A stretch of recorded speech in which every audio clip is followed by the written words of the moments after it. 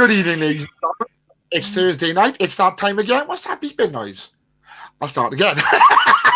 It's Thursday. It's the Thin Long podcast. Myself, Shane Harris. Mr. Philip Perrins is that side. Mr. OBH is up here. And Baby Hope, my old buddy, is over there. Gentlemen, how are we doing? Can we first start with some huge breaking news in the NFL? Yes. I have a controversial opinion about this one, I think. Okay. Go. I don't think it's a good move. Really? No, I don't. I've not seen the details of it yet because I've literally only been in the house for about 20 minutes. So I've not actually seen the details of it yet. I know that he has signed. I don't know for how long or how much or anything like that. But it's a one-year personally, deal. Yep. I'm just getting. I have them here, so I'm just getting the what we know so far. I think it is a good deal. A good signing. All that's come out is it's a one-year deal. They don't know anything else. So I've just fired it up on ESPN. They've agreed to sign defensive tackle and Dominic Sue for a one-year deal on Thursday after signing felon veteran tackle Lavanel Joseph to cover injuries after Jordan Davis has gone into IR and Marlon, I can't even say that surname, is also on IR after Monday's defeat. I think it's good. I've never heard of it. I can't even know his surname. Is he a rookie? Marlon Tipilotu, something like that, on IR. So they've lost two defensive line players, bringing in someone of that caliber who's, I think he's only got the one ring. He's got a Super Bowl ring to his name. Why not? And he's also very old. 35. You could still play at that level, and he was still a wrecking ball last year. Yeah, you've only got to look at players. I'm with Mr. Butler on this one. I'm a big fan of Ndamukong Suh. I've been a fan of him since he was in Detroit. I thought, even though he only had a couple of years in Tampa, he massively uplifted, that talented defense. I think it goes back to, and we've talked about this before when I talked about George Kittle, about his presence actually brings more to the table than sometimes his ability. And I think Sue's the exact same. He's 35. Is he going to play every single down? Unlikely. But he's going to play the key important downs. We're talking like third and short, or he's going to be playing the first down. He's absolutely insane as a rusher. Nothing really gets past the middle. I'm a big fan. I think this is a big plus. And if it's for a year, it's for a year. And if they are going all in on this unforeseen Super Bowl push, it's win-win. He plays well, the team wins, they win the Super Bowl. If they don't, they crash out, they move on at the end. And he's had a great Hall of Fame career. So I only see this as a positive. I think he was a great player. I just think he's too old now. Yeah, but present. I mean, let's see. I mean, we all wrote off Richard Sherman when he came to San Francisco and he had a Pro Bowl career or Pro Bowl season. So we'll see. I'm positive. I'm just a big fan of his. I love it. I love shithousery defenders. I love it. Oh, God, yeah. I mean, the last 2 years, he's racked up 12 sacks in the last 2 years and just shy of 75 tackles in the last 2 years. Yeah. For a D lineman, that's not too bad. Most of the tackles, and he can get to it, but he's going to take the attention away from other players. People are going to go, "Oh crap, Sue's on the pitch," and double team him instead of. Yeah. And then you've got the other guys who's going to be an absolute force. And forgive me, I cannot remember the other guy's name off the top of my head. So it's good experience. He knows what it's like to get to the Super Bowl. He knows what it's like to win a Super Bowl. Yeah, it's experience because there's a very young Eagles team there. So have that experience wise ahead. It shows. And I mean, as we rolled nicely onto Monday nights, I think they needed it. Yeah.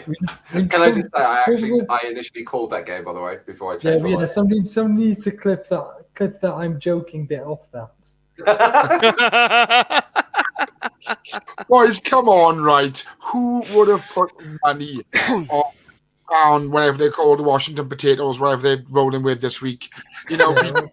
the 8-0 Philadelphia Eagles with how good they've been playing. Nobody would have called that. I don't care who you are. Apart from that gentleman, like in the bottom right can. Oh, he's gone. That one. Who is him? Who is him there? I love my remove from stream button. It's great. Yeah. Yeah. Trying to claim something that he did not do. As I said, we are now looking for 4 new hosts for this podcast because we all called it wrong. Yeah, it was insane. I mean, I've watched the highlights. You see, you say you're looking for 4 new hosts for the podcast. I don't think Monday night are going to be looking for new hosts, and they all called it wrong too. Yeah, that's very, very true. As did everyone, as did all the NFL insiders, as did pretty much every pundit. Wait, didn't Alex Smith called it though? Wasn't he the only one on the panel that said? Yeah, but that's because Alex Smith is a Washington player. Yeah. Or was a Washington player. Oh well. That's like me tipping Bolton to win every game. You do that with 49ers anyway, mate. Yeah, I mean, we never talk about the 49ers. Right, so. I mean, I don't think we talk about the 49ers enough on this podcast. Oh, we do. Oh, we do. No, we don't actually don't. That's better. That's more like it. Oh, Yeah, here's the thing though. Unlike some people, I can add myself back to the stream. Yeah, And I can do okay. this too. There you go. This is sort of the perfect podcast, isn't it? Let's play a bit nicer now. right. Come on. Come on, children. Right. Right. Are we talking Back about to this Monday game? Night Football. Let's get to Monday Night Football. Yeah, I mean, I have seen it. It wasn't good. Eagles. The flags that cost them the game. Oh, What about the right. one that wasn't flagged? The blatant course. face mask on Gala, who's put him out for a few weeks. Shin to shoulder. It's literally. It was as obvious as literally Tom Brady slipping over trying to receive a catch in Germany. Snyder paid the refs. It was really, really poor. Snyder paid the refs. To pay the refs. Oh god. Is that so they can get more bids for it? It wasn't the best game. There were some It very really questionable calls. There's been that. Yeah, it was a messy game. I mean, Tyler Heineke running around going, "I'm gonna just take the knee 15 yards behind the line of scrimmage," and then getting hit. Heineke did a Jimmy Garoppolo special. Win the game Which without was- playing well. Yeah. Yeah, he got me 2 points for my fantasy team. Cheers, Heineke. Yeah, it wasn't good. I mean, no one really turned up. You know, Jalen Hurts didn't look good. I mean, Brian Brian Robinson, Robinson turned up.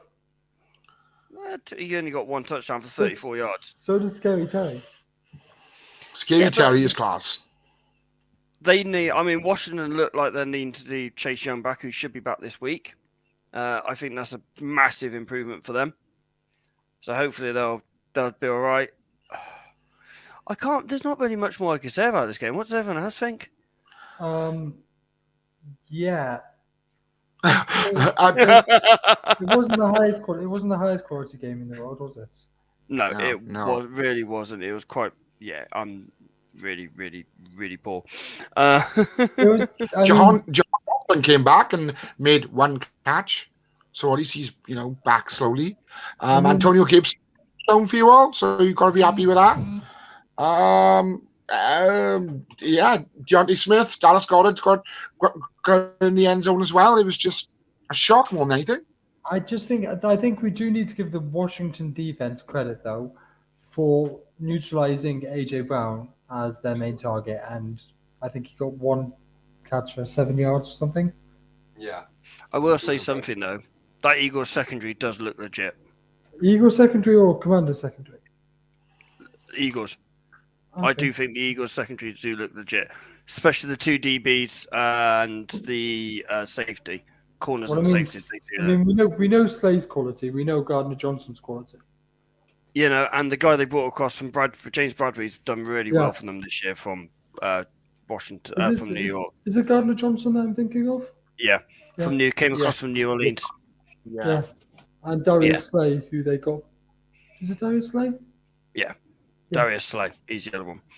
And it did look, they are looking like they could go. I mean, I think I saw something there like 95% chance of getting into the playoffs.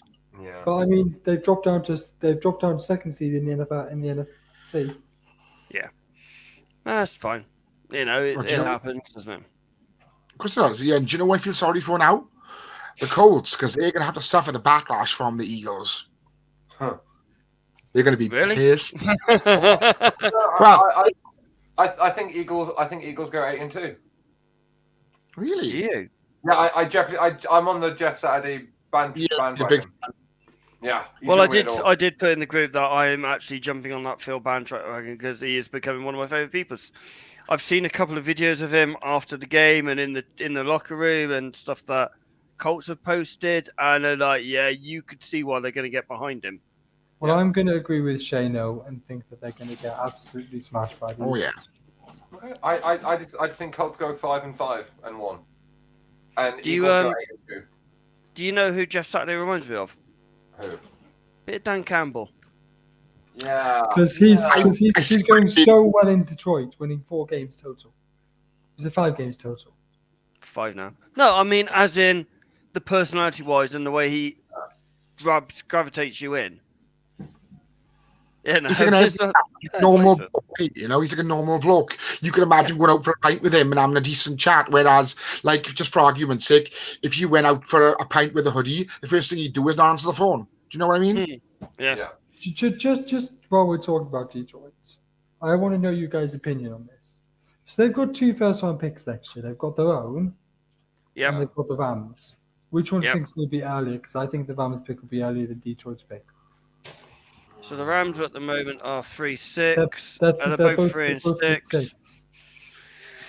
What's the Rams schedule? I know the Saints, Chiefs, Seahawks, Raiders, Packers, Broncos, Chargers, Seahawks. Oh, yeah, I'm inclined to agree with you on that. I think you may be onto something there. I think they're both going to be top 10, and I think they're probably going to be 8, 9, 7, 8, something like that. I think they're going to be right next to each other. They're back-to-back picks. Make a decision though. Which one? The fence. Saturn. No, you can't. I'm not giving you the fence. You need to go one way or the other. Cooper Cup out. Stafford probably going to miss another week. Stafford not playing well this season. Yeah. That whole Rams offense not playing well. Jalen Ramsey looks like a piece of toast. Detroit. Detroit will have the second pick of the 2. What about So you, Rams Phil? will be the first. Rams 7, Detroit 8. Please don't clip that. So what do you think? What do I think? Yeah, between the Rams and the Lions. We won't really matter because the Rams won't have a pick. Yeah, but I'm saying that Detroit have the Rams pick. I'm just saying that I think Detroit's pick for the Rams pick for Detroit will be earlier than Detroit's pick that they got from their own selves. I think the Rams will have a losing record, and I think they'll end up being worse off than the Lions. So yeah, I think the Rams pick will be before the Lions pick. Either way, they've shot themselves over in the foot. You love saying that, don't you? You love every word that's coming out of your mouth right now. There's a handful of teams I hate in our National Football League, and the Rams is 1, 2, and 3. Ollie, I know you don't like talking about injuries, but I feel like we do need to talk about the Cooper Cup injury. I don't think he should have played this week. I don't think he was ready. Here's what I think. So he misses 4 weeks. We're on week 11 at the moment, so that takes it to week 14, 15. Yep. They're probably out of the playoff race by then, realistically. They're out of the playoff race now. Do you bring him back this season, or do you say let's go next September? Let's rest, get him fully fit. We saw what happened to Hunter Henry last year, in the playoffs. Why risk him for nothing games? So obviously the playoffs are different, but it's. I agree with you. I say rest up, make sure you're have any other surgery you need with your Mhm. ankle, and let's go again next September. Most definitely. And Mr. Shane, You don't know like what clauses he has in his contract. You don't know if he wants to play. Like I understand what you're saying with the fact that they want that if they're not going to do anything this season now for the rest of the season, yeah, rest him up. Fair play. But you don't know. Like I think everyone's in this sport to play. They all want to play. They all want to win. They all want to experience that feeling. I don't think he's going to be happy with the fact that if he's got not like a career-threatening injury, something that can heal in 3 to 4 weeks, he'll want to play. It's a quandary, But like you said, Ollie, and I kind of agree with you on this one. He shouldn't play. I don't think he should. Just rest him up until next year and then go again. Mr. Phil. One thing I've just thought about, and it's not because I've been looking on the injury report, but if Cooper Kupp is out for a good some period of time, there's another former LA Rams wide receiver that is looking to be picked up by a team. Yes, there is. Beckham. You know what? I completely forgot about that bit until I say I was so convinced he's going to Dallas because that's all the noise that I completely forgot he's still a free agent. Just in response to what you were saying there, Shane, with the clause in the contract. Yes, but I also think you need to be realistic and think about long term because yes, maybe it's not a career-threatening injury, but he's going to make the money. He shouldn't need to worry about not necessarily pennies, but he needs to think about the team and what their best interest is, not just his. And yes, maybe he does want to play, but Sean McVay should go to him now and say, "You're not playing this season." Yeah, you never know. The surgery might cause him more injuries as well. I'm not saying I know what's going on inside Cooper Kupp's head, but I can imagine as world famous athletes, they have massive egos. Do you know what I mean? Yeah, so but like I said, no, I completely agree with you. But I just think that Sean McVay needs to. He probably does have a massive ego, but he can because he's incredible. But Sean McVay needs to control be a manager, be a head coach. Better than Ten Hag's managing Ronaldo's. Why have you got to bring that up for? Because they're two. Well, I mean, we all watched the PS4. Because they're two. Because I just feel really bad for Cristiano Ronaldo that he had to play for such a mid-table club. Why do you have to bring that up? Because there are two United fans on this podcast, and I fancy getting the rise out of at least one of them. Wait, so when you say United, sorry, there's only one United that's relevant at the moment? For now. Yes, there's only one United that's relevant, and they were bed and play at Old Trafford. Yes. Thank you very much. Let's go to let's see who's making more profit. Right, let's go to Player of the Week, and we're going to leave his till last because he's picked him twice. We're going to take someone slightly different, and we had some love for a special teamer last year, so let's go for another special teamer. Yeah, I was like, I wanted to give some love to Joey Sly of the Washington Commanders. Okay. He hit 4 for 4 field goals, including one from 58 and another one from 55. And that 58-yarder was his career long. And I mean, if you take away the 14 points he scored, Washington lose. And I think they lose heavily, more heavily than they would have done if you just take away the 14 points. Joey Sly won this game for Washington, in my opinion. That 58-yarder put a dagger in the Eagles' heart at the exact moment they needed it to. Yeah, it's taking the points when they're available, isn't it? Yeah. If you'd have missed that 58-yarder and that 56-yarder, then they'd have been in trouble. Because think about it. How many points were they down before they did the lateral on the last play that resulted in the Eagles' touchdown for the Commanders? 6? There was. What was it? Whatever it was. I think it was 5, and there was a 58 and a 56-yarder in there. Yeah, 5 down. Yeah. Yeah, definitely. It's massive, isn't it? You know, having those kickers. I mean, that's why we say kickers get dropped. Yeah. Because they're missing ones. Yeah.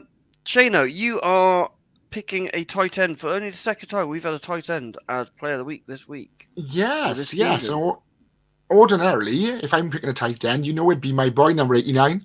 But I'm going to go with Cole Kmet from the Bears because he's been very underrated. He scored 2 touchdowns in 2 consecutive games, and he scored 5 in total this season. He's received 23 receptions for 274 yards, and I think I think the teams now, when they play the Bears, are going to keep more of an eye on him because he's like a very, as I said, underrated and underappreciated, but he can put points on the board. And I think he's been playing really well as of late, and long may it continue. I hope that he gets his due, and not just doesn't live in the shadow of the likes of Darnell Mooney. But like I said, I think he's really good. He's really played well, and he is my player of the week for this week. And it's a very good selection too. Apart from these very, two, very good. Who are just staying with the stars. Me and you have gone out the box, giving some love. We have. Standing up for the little guy. Oi, hang on.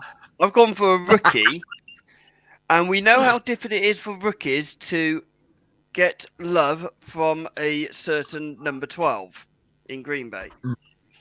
Huh. Oh, to be right, first play or first reception, he dropped it, and then Aaron Rodgers has tried to go back for him. He had 2 drops, and Aaron Rodgers goes back to him.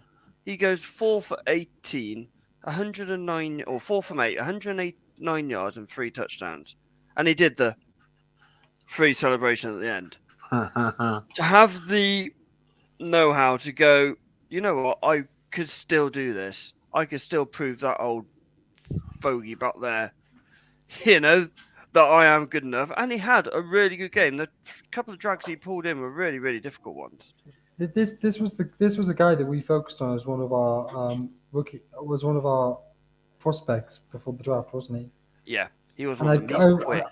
I remember I was very high on him, and I think you were very high on him too. Yes, there was a certain former host that wasn't. Yes. That's why he's the former host. May have something to do with it. And my now 11-year-old son is going to be showing him up on fantasy football this weekend. Yeah, well, I've already shown him on fantasy football and prediction league. All good. Christian Watson, I think they've now it's gonna give that kid a lot more confidence. He's gonna get a lot more targets now because Aaron Rodgers is now gonna believe in him. It's already gonna go upwards for him, I think now. The thing is, Romeo Dobbs, another rookie, is also getting a bit of love from Rodgers, so hopefully he's matured a bit. They've always struggled to try and get Romeo Dobbs into the game. I mean, they've tried a few jet sweeps with him. They've all tried different ways to get into the game, and they just seem to get him into the game at the moment, which is a bit strange. And no prizes for guessing who Phil's gone for. It's onto the Justin Jefferson love hour. Right, so ladies and gentlemen of the podcast, in case you've just been listening for the last 5-6 minutes, my co-hosts are the podcast definition of clutching at straws, because all your little talks, all your little picks for player of the week, it's because I was the first one in through the gate to pick JJ himself, Justin Jefferson. You say first. I believe that Justin Jefferson in Minnesota is their modern equivalent of Randy Moss. His stats the weekend were absolutely insane. Now, I've been high on him all season. I said he's going to be our offensive MVP. He has hit the ground running. He's made Kirk Cousins look like an absolute unit. So I'm just going to read off his stats over the weekend against the dominant win over the Buffalo Bills. Justin Jefferson, he received 10 times for 193 yards. He got 1 touchdown. His longest was 46. And let's not forget the insane passes as well and completions and his 6 catches Phil. that helped the Minnesota Vikings move them chains. If he's so good and so dominant, why does Tyreek Hill have more receptions than him, and why has he only scored 4 touchdowns this season? Glad you said that, Ollie. Glad you asked. Glad you said that, mate, because I had my answer prepared. I do believe that Justin Jefferson, JJ himself, all the hype was going into the season of trying to shut him down. And I think Tyreek Hill in Miami, there was so many questions around whether or not this offense is going to hit the ground running this year. So I do believe that maybe Hill's kind of like great start to the season was because probably a lot of defensive backs kind of sat off him a little bit. Yes, he was great in Kansas City. Yes, he was made to look good with Patrick Mahomes, but then any wide receiver, as we're finding out, looks really, really good with Patrick Mahomes. So maybe that off kind of like chance of giving him a little bit of space whilst corners are going for a massive lockdown response with RJJ. Yes, I've talked a load of rubbish in the last 3 minutes, but I'm going to stand by that. Yes, but we're 11 weeks in, and Tyreek Hill is still ripping off 100-yard games and 2 touchdown games. Right, which I've team got is more one likely to win the response Super to Bowl? that Which one's more likely to win the Super Bowl? The Vikings or the Dolphins? I'm not talking about that. I'm talking about No. The Which team now looks more likely to carry on through to the Super Bowl? Yes, Vikings. but that's players around then. I'm looking at one wide receiver versus one wide receiver. Yeah. I'm gonna put a diplomatic spin on this one. Right. And so let's go to boxing. Diplomatic-ish. Who's a better WR2? Jalen Waddle or Thielen? Thielen. In your opinion? Waddle. There you go. Would you know, you've got 2 out-and-out speeders in Miami. You can't double team them both because you're going to leave someone out. Thielen isn't as explosive anymore as Jefferson is. Jefferson is there, and he's always going to be that double teamed, triple teamed. This is I think Tyreek Hill's getting more space. He is a genuine mixture of a wide receiver and a tight end. I mean, if you watch him again, this is moving away from the JJ. But I've always been impressed by him anyway because he is such a bully. Like he's such a bully wide receiver. I think Jefferson is a great receiver, and me and Ollie were both very vocal about when he didn't win Offensive Rookie of the Year. Oh God, yeah. It was but I do think Tyreek Hill is having a better season. All right, that's. Who's got the better deal though? Because don't forget, Buffalo traded for Stephon Diggs, and that trade that they used, or that draft pick that they used, they picked Jefferson. Who's got the better deal? Minnesota. Jefferson's better. Jefferson's more athletic. Jefferson's proving that he's better. Yeah. But that was less of a controversial as I thought it was going to be. I want to know this. So going back to the Tyreek Hill, Justin Jefferson situation, whose position would you rather be in? Would you rather be in Jefferson with an aging quarterback who's not got many years left in him, or would you rather be in Tyreek Hill position with a young, exciting quarterback? I know what Ollie's going to say, but I want to know the people that don't have a vendetta against Tua's opinion. I don't have a vendetta against Tua. I just don't like Tua. There's not a vendetta. If I was a wide receiver of a NFL caliber, I would go for Minnesota. And I'm still not sold on Tua. I think his arm strength isn't as strong as it's made out to be. No matter what Tyreek Hill said, he's the most accurate quarterback, blah, blah, he's more accurate than Mahomes, blah, blah, blah, blah, blah. I would be happier being in Minnesota than Miami. Mr. Perrins. Sorry, Ollie, you know he's an aging quarterback. He's only 34. He's younger than me. Yeah, he's got 11 years left to play yet. But not all quarterbacks can play like 40 to 45 like Tom Brady.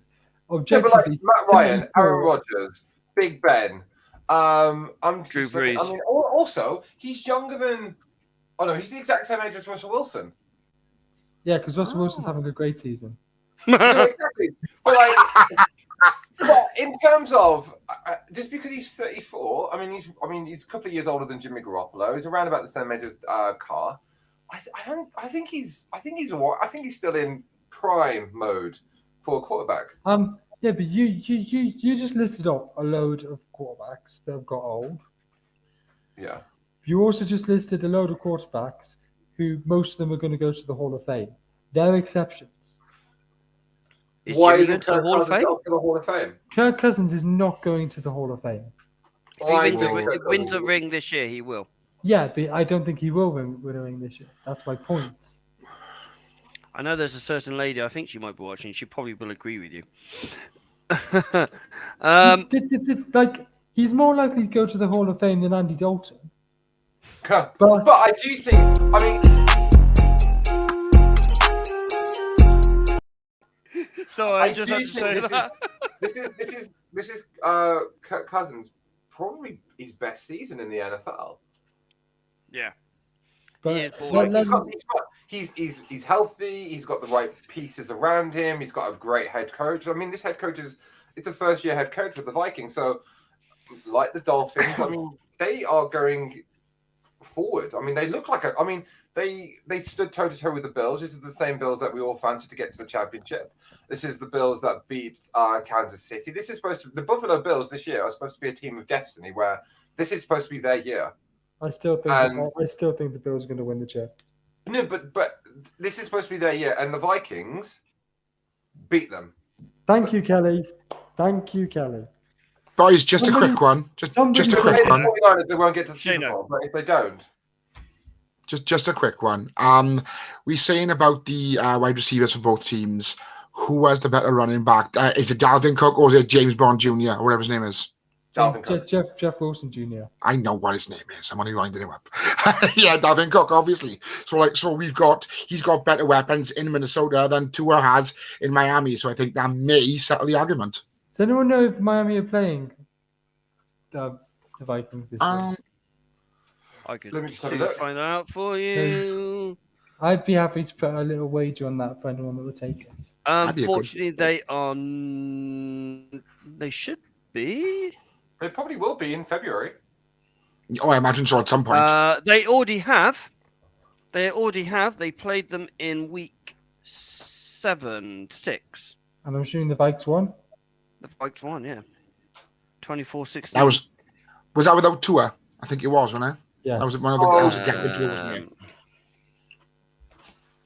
it? I actually quite like Tua as well. That was Teddy at quarterback, who had 2 touchdowns, 2 interceptions, and 329 yards. Teddy had more than double the yardage that Kirk did. I just like to clarify. You got the win.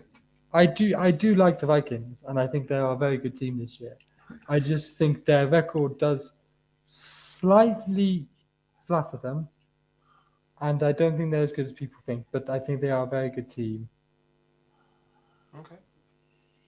And we'll find out when they go to the Cowboys this week, or when they play the Cowboys this week. Definitely. Let's go on to Catch of the Week. We've already spoken roughly about it for the last 10 minutes. I don't know why we're talking about contenders, because we all know which one's going to win. So we'll put it on here anyway. Let's just play it and let's just play it and then move on. So, Phil's taken the Wonder Catch. Of course he has. From the other one from that game is the number 14 for the Buffalo, which is for Mr. Hope. One-handed from the ground, from the air. I thought I'd won this until Jefferson decided to turn into I don't even know what. The thing is, I thought I won this with this one.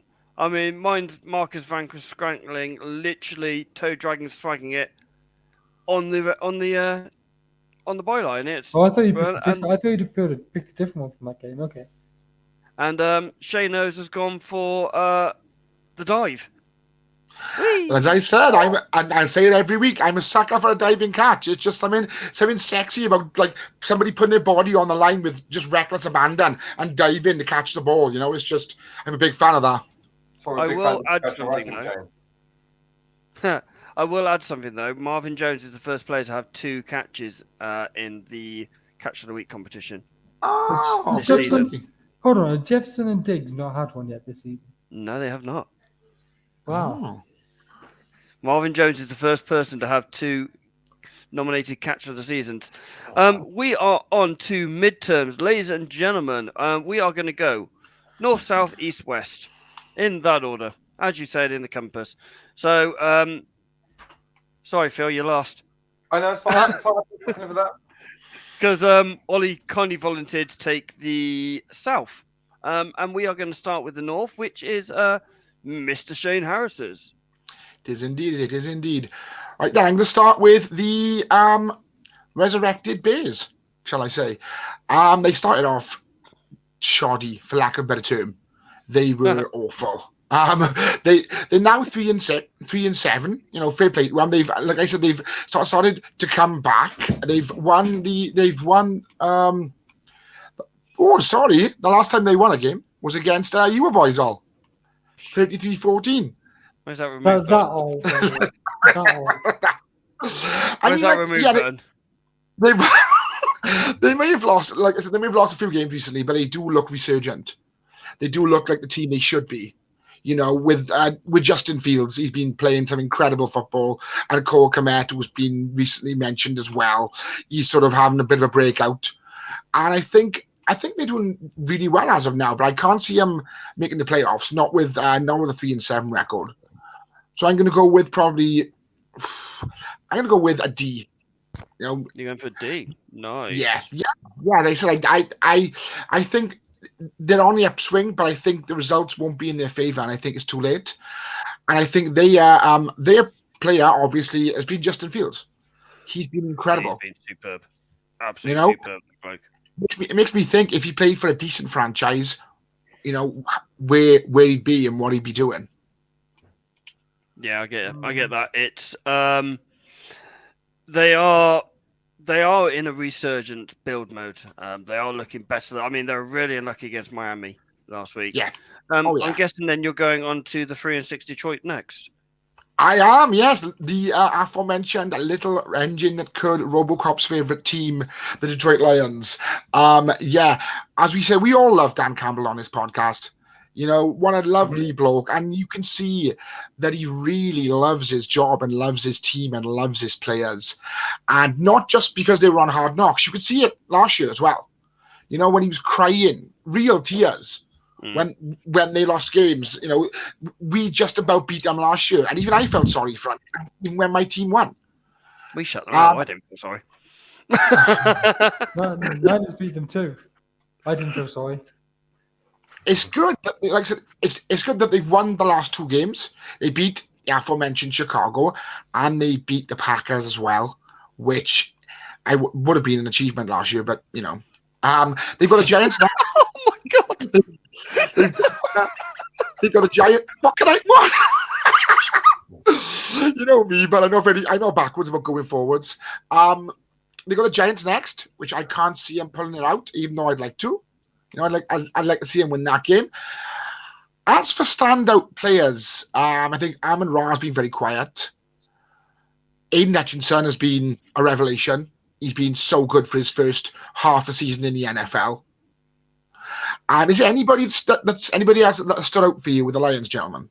Swift, the running back. No, Jamal Williams. I was going to say the other running back, Jamal Williams, Swift. I think Amon-Ra St. Brown's having a great season. He's missed 3 games through injury, and he's still the 14th best wide receiver in fantasy football. Whatever, okay, whatever.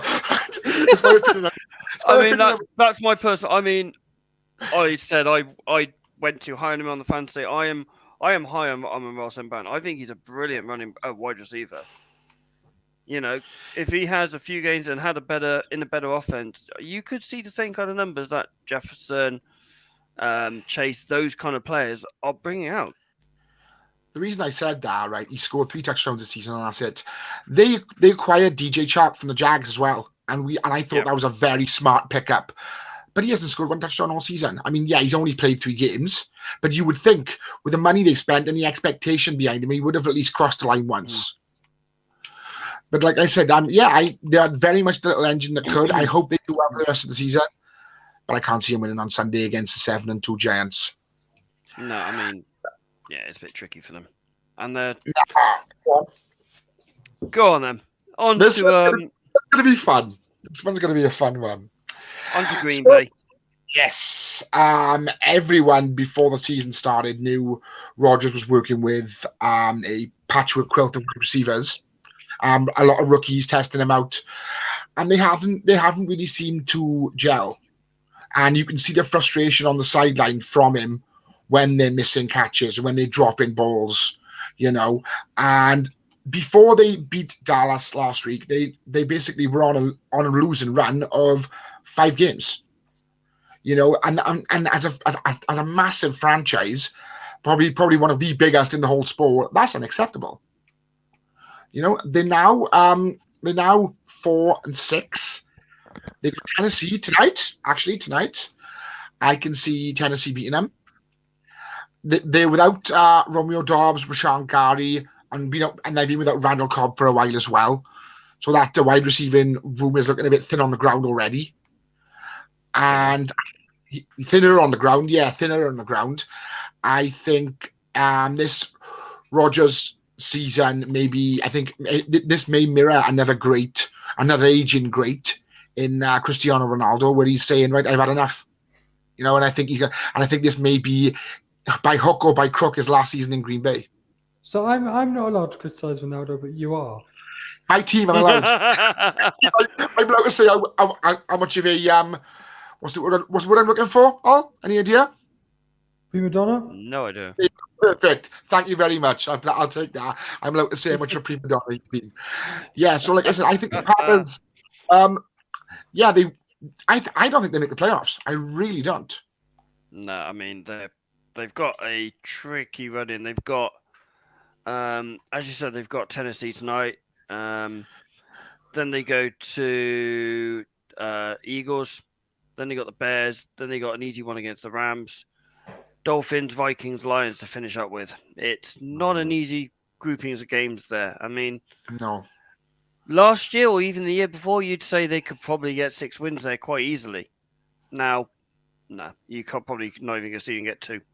I don't think they may draft, but they may start with Jordan Love next season if they don't trade or if they don't draft another quarterback, because they've had Jordan Love for a while. I mean, he's probably been sat under the learning tree since they drafted him, which is not a better learning tree to sit under, to be fair.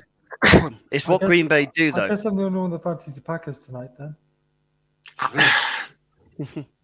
Don't forget, Aaron Rodgers sat behind Brett Favre for 2 years. Brett Favre sat behind. It's gonna kill me, but I can't remember his name. But he was back up for 2 years before he got a start. It's what Green Bay do. It's Green Bay's makeup. It's also been about 4 years. He hasn't been that long. It's only 3 years. 2 years. 4 years, surely. 3 or 4 years, surely. I think. 2. Yeah. But yeah, it's what Green Bay do. They sit there, they pick a rookie, sit him behind a veteran for 2-3 years, and then shift the veteran on. But I can't see him shifting the veteran on because they can't afford the 50 million cap hit every year. No, it's a big drop. But I know, I think a lot of the backroom staff in Green Bay, and I think Rodgers himself will try and find a way out of this contract. If they shift the veteran on 100 million cap hits. I know. And yeah, it's not going to be easy. I think they know that. They know it's not going to be easy. But sports fans are very fickle. They have short-term memories. It's a case of, what have you done for me lately? I think if anything, they bench Rodgers next season rather than move him on. Yeah. But either way, when we started. I didn't get your rating for Detroit. Sorry, but yeah, my apologies. I want to give them a C+, because I like where they're going. And I think they're on their way up. Green Bay? And Green Bay will be a C. I would have gone, personally, Detroit, I would have gone a C+. I would have gone Green Bay D. Okay. I think, but I think they've just fallen off. On to Minnesota. Right with then. Kirk Cousins, all that swag on the plane. I'll try and keep this short and sweet because we've obviously discussed the Vikings earlier on. Them being 8-1 is as big a shock this season as the 49ers losing to the Bears in the first game. Like I said, that never should have happened. This never should have happened. But they've been playing some brilliant football, and I'm a real big fan. If I wasn't a fan of this team, I would be a Vikings fan because I'm really high on the likes of JJ. Purple? No, it's black. It's the third jersey today. Yeah, I know, but they both wear purple, so that could be the reason. Yeah, I'm a big fan of Adam Thielen as well. And like I said, they got Dalvin Cook, Mattison, CJ Ham. I think they've played really well. And I will give them an A. Their next game is the Cowboys. I think they'll win that as well. They brought in Zadarius Smith from Green Bay as well, and he's been brilliant. He's been playing some really serious lights out football. When he left Green Bay under a cloud, and they argued in the office he wanted to go, so he went. I agree with you. I've got a point to prove here. But I think if they beat the Cowboys, that goes to a plus. Yeah. Yeah. Oh yeah, 100%. Like I said, they've lost one game this season, and that was to the 8-1 Eagles. So I think, yes, it was. Yeah, the second game of the season, and it's hard to not see them in the NFC Championship game. You know, definitely. I'm gonna give him an A. And as I said, I think it's hard to pick. It's obviously going to be JJ has been their best player so far this season, even though he's only scored 4 touchdowns. But you've got to look at the rest of the offense as well, who pick up the slack. The likes of Thielen, the likes of Dalvin Cook, as I've said, Mattison. They've just played really well. And I'm happy that you asked me to cover the North, because I really wanted to sort of heap praise on the Vikings, because they played really well and they deserve all the plaudits they're getting. Definitely. Ollie, to the south. We've had the king in the north. The dumpster fire of the south. Saints D. They are a talented team that have picked the wrong quarterback to roll with and are now paying the price. I don't know what they're seeing in Andy Dalton when they have Jameis Winston and Taysom Hill on the sideline. But Dalton is just proving time and time again that he's not. He's a Hall of Fame quarterback. Exhibit A.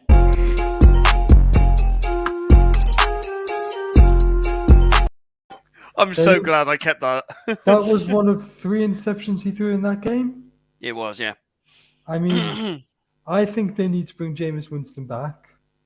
Mm-hmm. And you can tell that Dennis Allen isn't Sean Payton.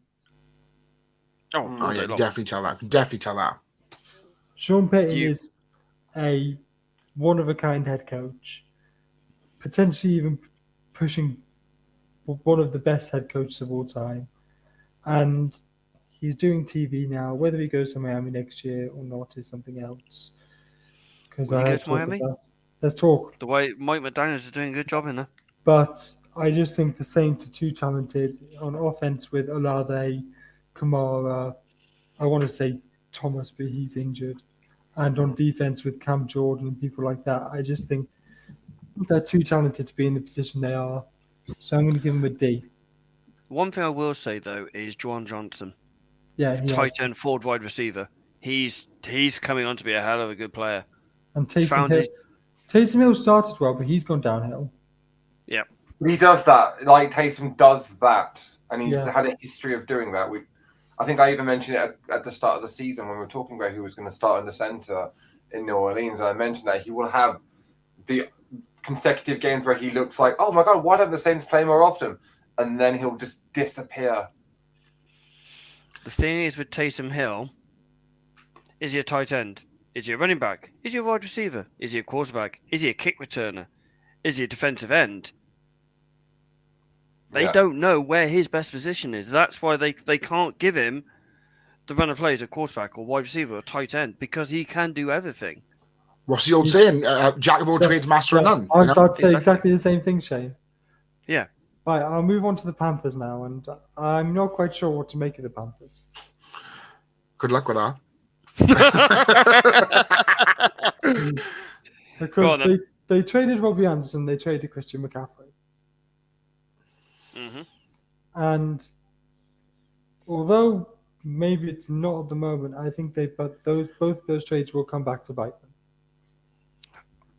Christian McCaffrey one, I'm going to say no. The reason is I'm saying no is I think we've just had some breaking news. All right. NFL officially is moving Browns-Bills game out of Buffalo and to Ford Field in Detroit, where we played on Sunday at 1 p.m. Boo! I wanted a snow game. Oh, yeah, well, they've got to have 6 foot of snow. Yeah. Anyway, back on. And I can say thank you for Kelly for that, because you just sent me that one. So the reason is the only reason they've been competitive in their last few games is because of one player, and that's DJ Moore. Yeah. PJ, Definitely. what I think they need to do is they need to pick a quarterback, and I don't think that quarterback's first name should be Baker. I am going to say that it should be Baker for this season. I think they need to get the Ghostbusters out and give Darnold another go. Really? He is. So Baker's See what you starting did this weekend, and Darnold is backing him up. Yeah, but I don't know. think Donald's ready. I think once Donald's back, fully fit, they should give him a go.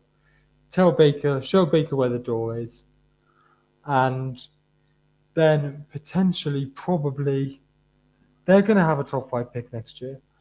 Go take Well, CJ Stroud, go take Will Levin, go take Bryce Young, and get yourself a rookie. But in all honesty, they can start their rebuild from next week, Yeah. because this week they're just gonna no chance. And to get a quarterback to build your team around, Definitely. like you did with Cam Newton, Oh God, yeah. and But also then it get, went wrong. get yourself a proper head coach too.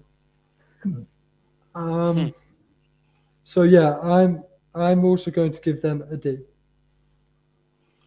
And on to Atlanta, who are surprising a few people, Now, especially a Mr. yeah, especially the person that's gonna now give him an A minus. They are punching well above their weight. Arthur Smith must be a miracle worker, Hey. because I've said many times, and I still stand by this statement, that the Falcons are the least talented roster in the NFL, and I don't think it's close. I think the only people that maybe rival that are the team below them with the Carolina Panthers. Ooh. I mean, Really? yes, they have Kyle Pitts, who for some reason Marcus Mariota seems to be ignoring most games. Yep. And they have Drake London, who's gone downhill recently too. Oh, careful. There's someone was watching.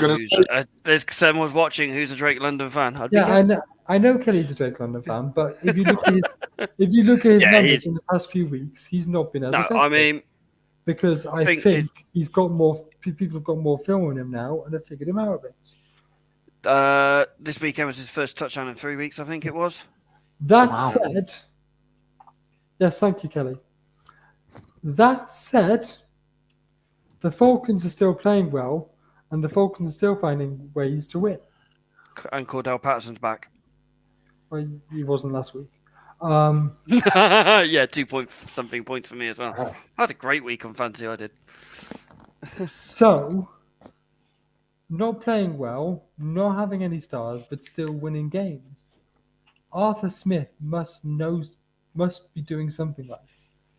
And to be honest, I'm not sure how the Falcons are 4-6, and how they're only one game back from being tied for the top of the division. So that's why I'm giving them an A minus. Scary as anything. And on to the Buccaneers. That's me sword fighting.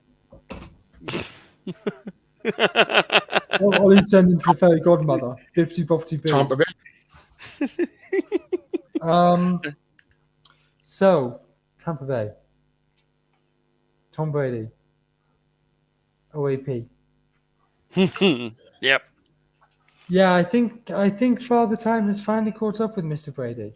Ooh. And I think that, compounded with his name in the headlines for the wrong reasons in his personal life, Yeah, have definitely. compounded to this 5-5 record. I mean, they looked poor, but somehow got a win against Seattle, which I'm not going to pretend to be sad about because I hate Seattle. Got it. But they didn't look great. Seattle were just even worse. It was a really bad game, honestly, to be honest. But, I mean, with Mike Evans, Chris Godwin, Leonard Fournette, Scotty Miller, Julio Jones, And that tight end who had a breakout game against Seattle. Otton, and Brait. Yep. I mean, that offense alone should be enough to be better than 5-5. Yeah. I'm going to put Tampa have looked completely out of sorts all season, and not just on the offense, but on the defense side of the ball. I mean, you look at Tom Brady, look at Tom Bowles, and Tom Bowles looks like I have no idea what I'm doing. He looks like he's doing headlights. He's one of those ones who stepped up to it. The step up to HC is too much. Todd Bowles is sitting on a very hot seat. Yeah. And I am giving the Tampa Bay Buccaneers a C. I am rolling with the East. Now, which way should I go? Should I go? Well, I'm gonna go Washington first. Under Tyler Heineke, they've gone 3-1 this season.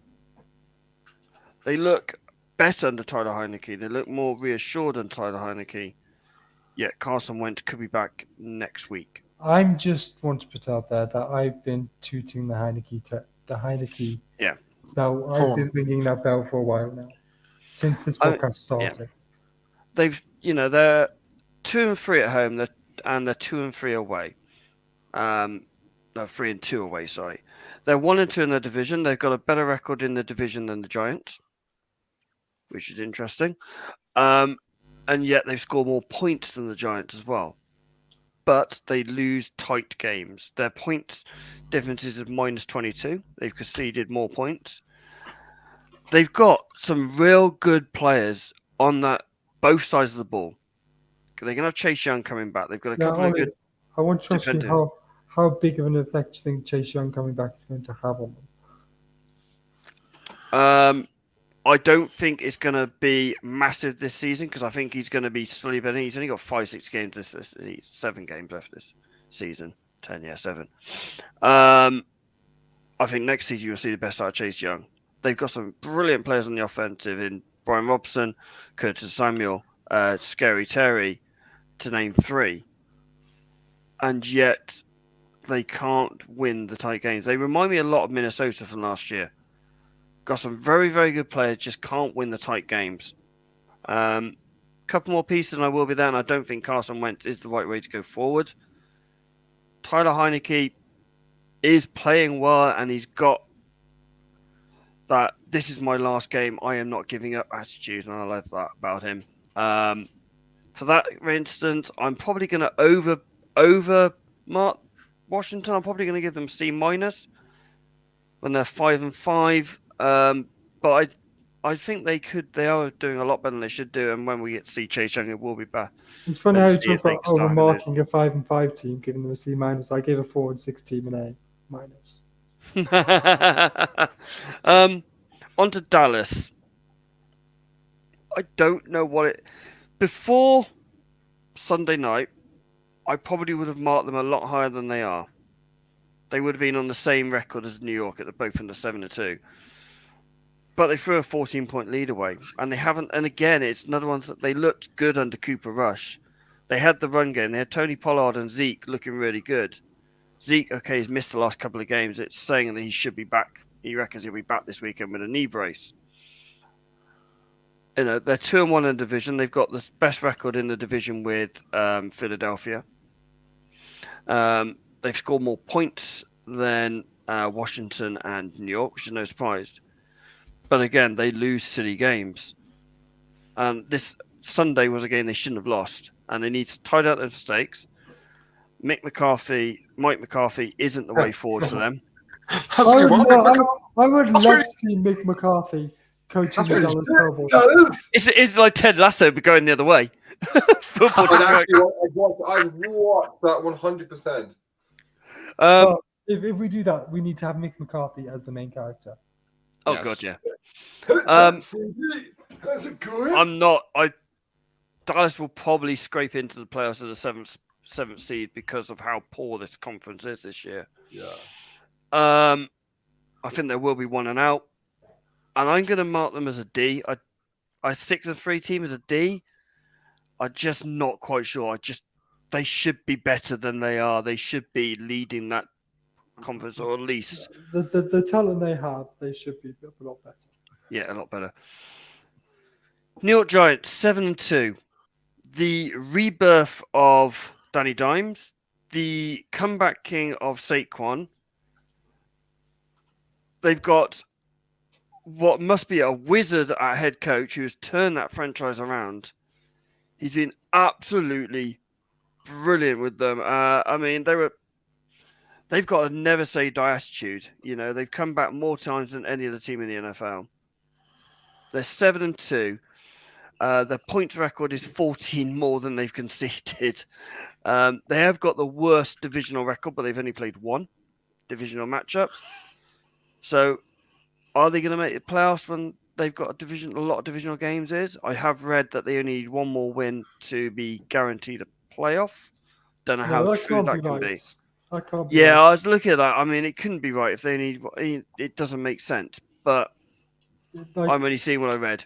to be honest, 9-8. It was on Twitter, and it was in New. And 9-8 will probably get you in the playoffs this year. yeah.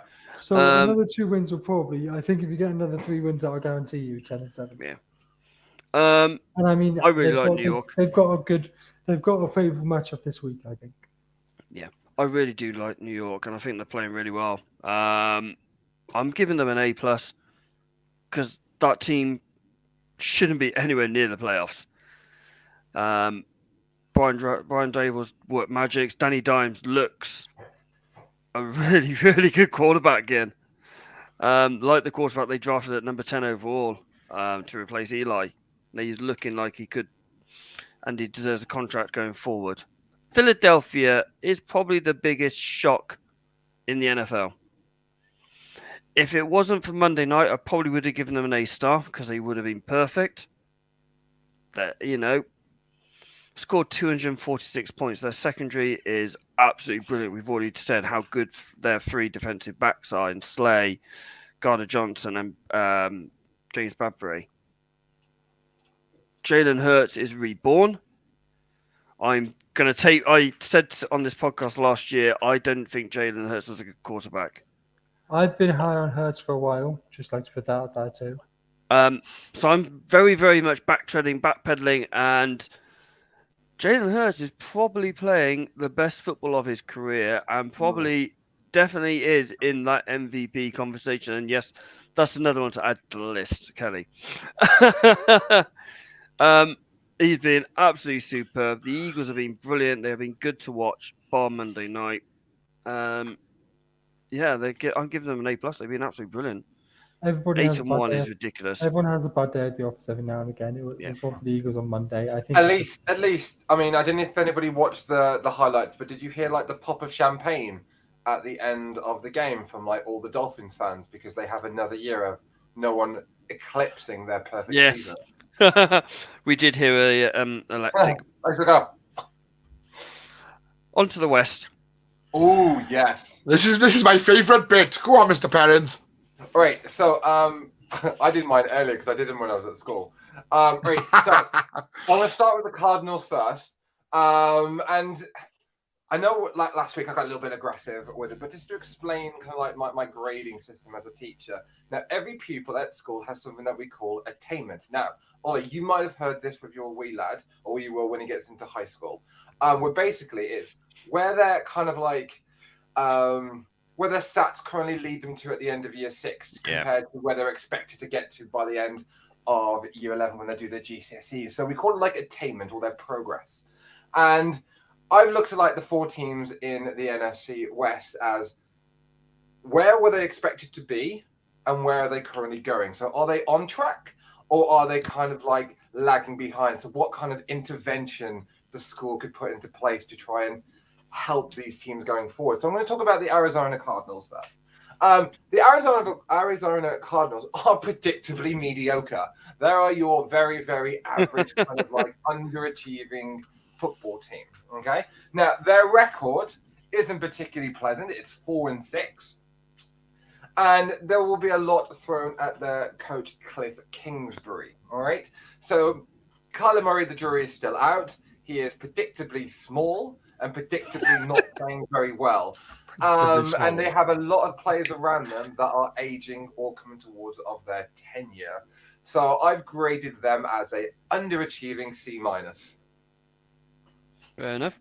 I was going to ask you, what would you put in place for Kyler Murray? Because obviously, Kyler Murray is He's one of those schoolboys who has all the talent if he put it in the right Yes.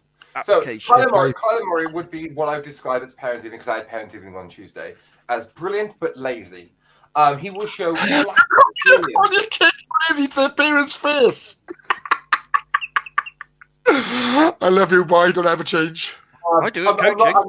I have this thing with like students where they go, because like there's this weird perception around parents evening. Like they go, I heard once, I would say, you'll never actually tell my parents what you actually think of me. And I went, I'm not a liar. I will tell you in advance, child, what I will say. Want to find out? We can't make Kyle at all, can we? All right, John. I actually really, really rate Colt McCoy. Colt McCoy is that kind of like student that you have in your class that he never really rears his head. He's not a disruption, but he just gets on with the work. So when you mark his test paper at the end of the year, at the end of the topic, you go, oh, Jesus Christ, this kid's good. How have I not actually realized this before? And then when you move on to the next topic, you completely forget that the kid exists. Yeah, well, that's how I felt about Colt McCoy. Colt McCoy put the Niners to the sword last year, didn't he? Exactly. And he was this is a Colt McCoy that sat on the 49ers bench when we were sucking in Harbaugh's last season. So I think Colt is actually a better fit for this Arizona Cardinals team at this moment in time. But obviously they've just paid Kyler a big fat change, so they're gonna have to, put Colt to the side for a little bit, keep him almost as the sweet backup just in case Kyler goes down predictably injured. I want to move on next to the one student in the class who you continuously get told that they are really, really good, but they've never shown glimpses of it despite their predicted end of course grades. Now, the LA Rams are, I'm going to call this now, the worst defending Super Bowl champions in history. They went all in. It's like the student that literally goes, I'm going to practice really, really hard for this test. He does really well on that test, and then he forgets everything that he's done going forward. And I genuinely think losing Cooper Kupp, Matthew Stafford barely got through the last season being injured, as we're finding out with like his arm, his throwing arm motion, or his tennis arm. Tennis elbow. He got through the back end of last season. This season he's playing probably the worst in his career, probably, if I looked at stats. They've got no running game. They've got no real passing game now that Cooper Kupp's out the way. Their defense is aging and old and being put to the sword by a really, really average 49er offense at that point. I think Sean McVay's not just got his work cut out for him to try and turn this around, but he is screwed for the next couple of draft windows as well. So I put them at a very disappointing D-. And how are you going to go next? I'm going to move on to the San Francisco 49ers. They have started this academic year quite slowly. A bit of trouble outside of school, perhaps. A bit of trouble at home. A little bit of disruption in other lessons, but it feels weird that they're going in the right direction, but there's still something missing from that team. Their record, they are above 500 now, and I think they will give the Seattle Seahawks a run for the NFC West. They have all the weapons. It's now just finding a way of just unlocking it and actually getting it down on the field of practice. So I put them down as a B-. An unbiased. That was very shifty eyes going. Please don't anyone think of this one. And lastly, and I can't believe I'm going to read what I've written down on my Word document for this word for word, because I tried to sound really, really smart when I was doing it. The Seattle Seahawks are unflappable. They went on the road and they have found a jewel in wide receiver Kenneth Walker III. Do you know Smith's season is nothing short of wonderful, and I genuinely believe that Pete Carroll deserves a big run at Coach of the Year. I've given them an A-. That was great, but Kenneth Walker's not a wide receiver. He's a running back. He's a running back. Is it? Yeah, he's a running back. Oh, wait. That's a lie. Do you know what? I've got his college stats up in front of me, and when he was in college, he was a running back. Oh, what a wide receiver. Sorry. I think, generally, they found a really good jewel in Walker. I do agree with that. Very high on that. He's still a running back. I've been very, very high on Cade. I've got his college stats up from when he was in Michigan. And he's still a running back. Wide receiver. Yeah. No, he's wide receiver. He played wide receiver. He is. I had him down as a running back. He's a running back. I mean, he played wide receiver. What? He did. Anyway, Game on did Twitter. like it. Anyway, He'd like I'm it. great. I'm great in the Seattle Seahawks. They've massively overachieved, and they're an A-. Right, I'm going to ask the non-49ers fan here, because I want an unbiased opinion. Who's going to finish above Seattle or Niners? Who's going to win that division? right. I will try and say this slowly so everyone gets it. You know, everyone in the podcast, everyone, the millions and millions watching at home. You know. Slow down, lad. I can't understand you in this thick accent. That's what I'm doing, Matt. Right? And the Seattle Seahawks are like an elephant in a tree. No one knows how they got there, but they're coming down soon. I think the 49ers will win this division. Oh, bloody hell, Shane. That's what I'm calling a heel turn, but I just want to have one thing about this. So if the Niners win on Sunday, they go top of the division and also go 4-0 in the division. Because now they're on the road this week in Mexico City. Monday night, isn't it? Monday night Yeah, football. well, people have been looking, and apparently it's expected to be about 85% San Francisco heavy on Monday night. No, of course. So I don't think it's going to feel like an away game. No, I won't.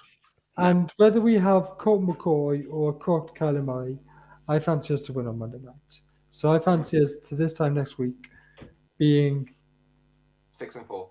6-4, going into going into the Saints at Levi. So I feel like we've got a good run coming. I completely forgot that game was in Mexico, and I put it in in my predictions on the Facebook group. Ladies and gentlemen, it is down. To change it, Ollie. Nah, I'll keep it as is. I've gone for Niners to win anyway. Phil, time for your voice, mate. Yes, come on in. I kicked my cat by accident. Eat them. Kicked your cat. No, I just got really excited. I just kicked my cat. She's sitting underneath me. Right. Was. This week in football history, the Lynx have really modernized themselves to what's happened in this present week in NFL history. Inspired by Taylor Heineke's amazing feat of heroics of taking that knee against Philadelphia. The Eagles in 1978 beat the New York Giants 19-17 in a match called the Miracle at Meadowlands, where New York Giants quarterback Joe Pisric fumbled a handoff that Philadelphia cornerback Hearn Edwards returned for 26 yards for the game-winning touchdown. This precise play led to the popularization of quarterbacks taking the knee at the end of a game. Oh, I saw that the other week in a documentary. Phil, what was the name of that Giants quarterback again? Joe Pisaric. It's a good job you're an English teacher, isn't it? Right. Foreign languages. I'm led to believe that he is probably of Polish heritage. Inspired as well by the amazing game between the Buffalo Bills and the Minnesota Vikings, I went all the way back to 2018, where the Rams and the Chiefs had a combined score of 105 points, the third highest in an NFL history. The Rams were 54-51 win on a Monday Night Football Week 11 game. Jared Goff, yes, Detroit Lions, Jared Goff passed for 413 yards, 4 passing touchdowns, and finished the game with an 117.1 passer rating.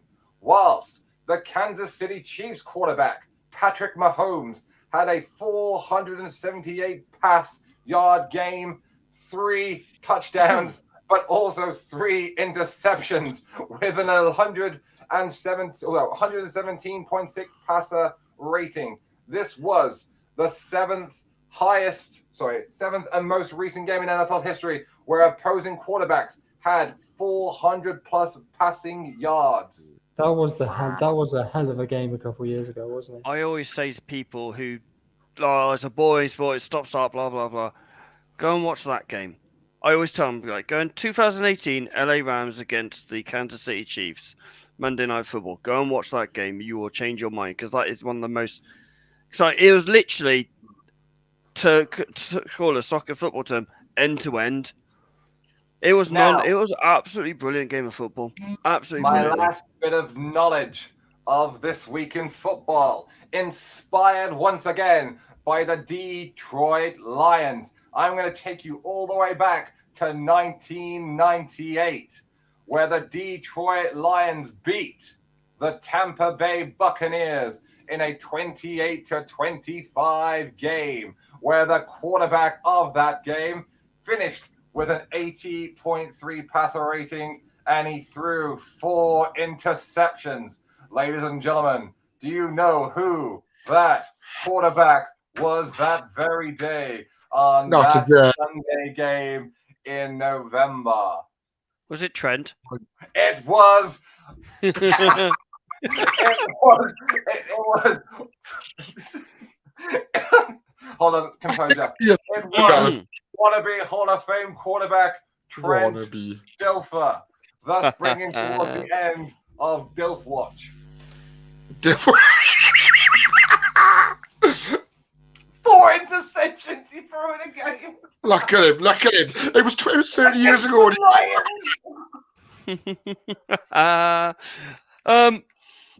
Right, let's roll on to predictions. The Trent, yes, as John says. This week in Trent Dilfer history. Right. I got to get So, predictions this week are: we've got, sorry, John, Las Vegas against Denver. So if you're going for Las Vegas, you're losing. The LA Rams against New Orleans Saints. Chicago Bears against the Atlanta Falcons. And Dallas Cowgirls against the Minnesota Vikings. Yes, I did call them the Cowgirls. I heard Shane's leading, so Shane's going first. Shano's up first. Can I be the first person to complain about how hard these games are this week? Cheers, bud. You know, you couldn't pick Ravens, Panthers. You couldn't pick Bills, Browns, but no. Okay. Hey, I've got to make it difficult. So, go on. No, I said I've just got to make it difficult. Okay. Raiders, Broncos, then. This Raiders team is so frustrating. They've got all the tools. Well, they've got the. Let's just be honest. They're all you know. But they've got to pull it out. I'm going to go for the Raiders this week, only because Russell Wilson is awful. No. Vikings, Cowboys. That game. I speaks for yourself all day. You know, I'm a bit of a fan anyway. So, yeah, Vikings all day. And what we have to do, you need to sort your connection out. You're a bit Dalek-y at the moment, mate. Sorry, but I missed. That's better. LA Rams, New Orleans Saints, and Bears against the Falcons. I'm going to go Saints, and I'm going to go Bears. Saints and Bears. Yes. Nice. So as I'm second, I better go second. I've got two the same. Okay. Las Vegas, sorry, Jen, are an absolute mess at the moment. Derek Carr is a bumbling mess, literally in press conference where he's bawling his eyes out. They've gone away from the run game, which under Josh Jacobs was working so well for them. And they haven't got an identity. Denver are bad, but I don't think they're as bad as Las Vegas, so I've gone for Denver. We've already said how bad New Orleans Saints are tonight, so I've gone for the Rams because they've got to turn it around somehow, and I can't see them losing 3 in a bounce, even without Cup. I've also gone for the Bears. they've just looked too good the last 2 weeks. Falcons haven't looked as good. And Vikings over Dallas. Dallas, again, have lost the identity of literally smash face football. Smash the football straight down your face. Vikings have a identity. Somewhere down there is Justin Jefferson. It's plus Trayvon Diggs has gone missing for Cowboys. I haven't heard his name in the last 2 or 3 weeks. Yeah. So I've gone for Vikings. Mr. Phil, as you're hanging on to our coattails in third place, who's the only one who got 4 out of 4 last week? No pressure. I read this morning that one of the reasons why the Raiders haven't sacked McDaniels is they can't afford to. Mm-hmm. They are cash strapped. I said that in the group chat. You did. Yeah. And with that in mind, I'm going to pick the Raiders. I'm just going to pick the Raiders. I think then I'm going to pick the Saints. And then I'm going to pick the Bears. The Bears. And then I'm going to pick the Vikings because I think that's going to be a really good game this week as well. I genuinely think the Vikings are going to go 2 for 2 in great games. It's the Sky game again this week. Yeah. I guess I'm going to go next. Yeah, you're in a different country now, mate. You're well behind. Very helpful. John's actually typed out my predictions for me. Nice of it. Kelly's the only one who's gone for the Cowboys. Raiders, Rams, Bears, Vikings. She's a brave girl, she's a brave girl. I think that.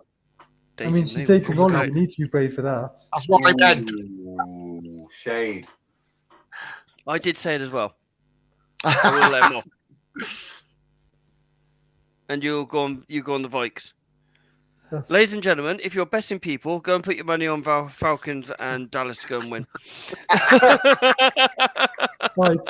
I think, shall we move on to a quick tier net before we call it a day? I'll roll this along the bottom at the same time. Right, I'm going to put this out there now. I fancy Green Bay to win 16-14 in a nail-biter with potentially walk-off score to win the game. You reckon he's going to... Mason Crosby's not going to have a double dink to win the game? No. I know, as I've seen a bit of this press conference, Matt LaFleur is scared shitless of King Henry. Yeah. He has praised him. He has said he's a beast. He said no one that size should be that quick. Mm-hmm. So I have... On my predictions, I've gone Tennessee, but after hearing that and remembering that, I'm going to say Green Bay for this. Purely because I think they're going to have a game plan for him. They're going to fill that box and they're going to make him go round. And I think if he goes round, he's going to be less dangerous. Most of his base runs are going straight for the middle where he is elusive. And once he's inside secondary, he can't get stopped. So, yeah, I'm going to go Green Bay. I'm Green Bay by 7. Okay.